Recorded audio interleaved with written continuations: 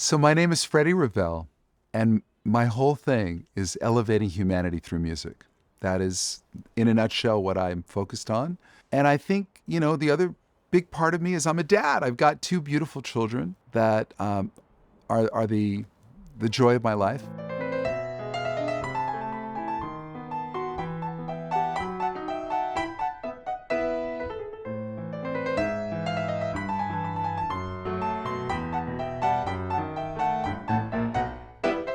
The way I got into the piano was actually through the accordion. I know it's going to sound crazy. There was a door-to-door salesman knocking on doors, and he knocked on my door, and I'm 7 years old, and I answered the door, and he said, "Son, what musical instrument would you like to play?" I mean, this really happened, and I said, "I think I want to play the organ." And the reason I want to play the organ was at that time, when I was a kid, the organ had those little buttons on it that said bossa nova, rumba, foxtrot, right? And I loved the groove. I love that I could push a button and get an instant groove. That was what I really liked. And he said, "Well, you're a little too short to play the organ, but if you start off on the accordion, then when you grow up a little taller, then your feet will reach the pedals and then you'll be able to play the organ." And I thought, that makes sense. So I got my parents to get me into accordion lessons. And that's how I started at 7. And then I landed on the piano. And once I found the piano about 11 years old, that was it. I never looked back. I have to say this, I've had the privilege of being, schooled in a way, kind of under the wing, people that have taken me when I was very, very young, and they taught me a lot of things. Maurice White, the founder of Earth, Wind and Fire, gifted me so much of his heart and his time, and he spent a lot of time with me. We co-produced my second album, Soul to Soul. We spent 2 months every single day together, entire days. I'd also say Al Jarreau, the great singer Al Jarreau. He's the only human being who's won Grammys in R&B, jazz, and pop, all 3 categories. Nobody else has done that. I spent a ton of time with him. Working with Madonna was also amazing because she's a really fascinating, disciplined, extremely brilliant person. And so working with her was great. Jamming with Prince was great. Working with Bobby McFerrin. And then getting a lot of time to work with the great Carlos Santana, who to this day remains, one of the greatest teachers of the art form of music to the world.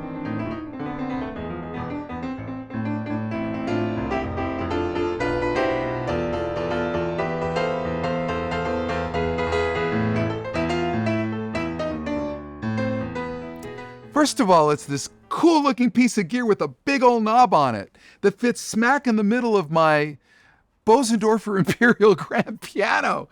And it's right there. And it's simple. It's got 2 little lights in it that leap up and down that tell me the signal's working. It's light, it's there, and it sounds awesome.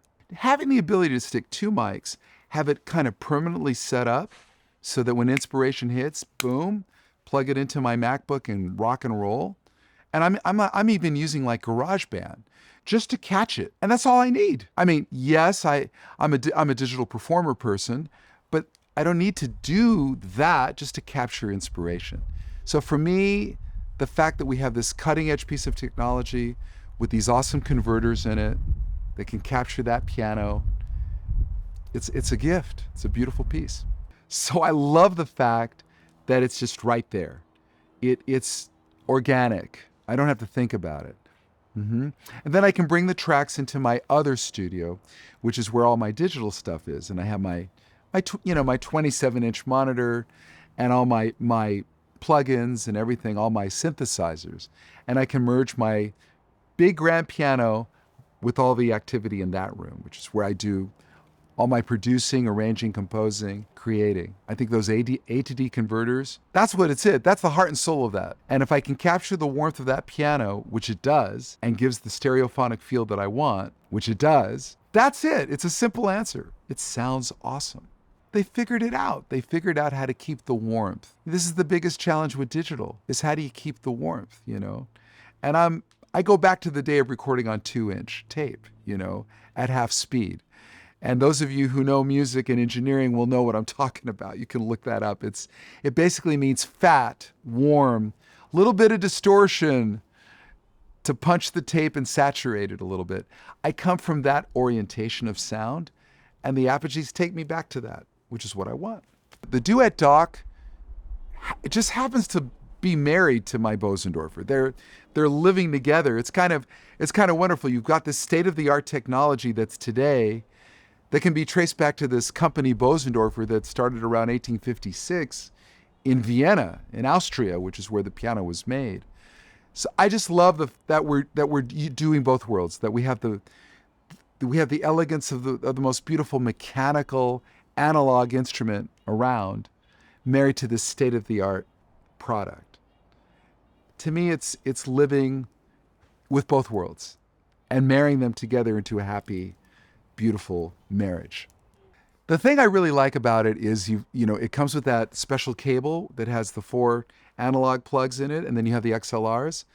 That cable's pretty special.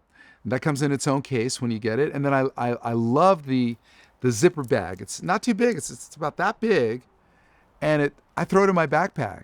I'm really grateful to do music for a living.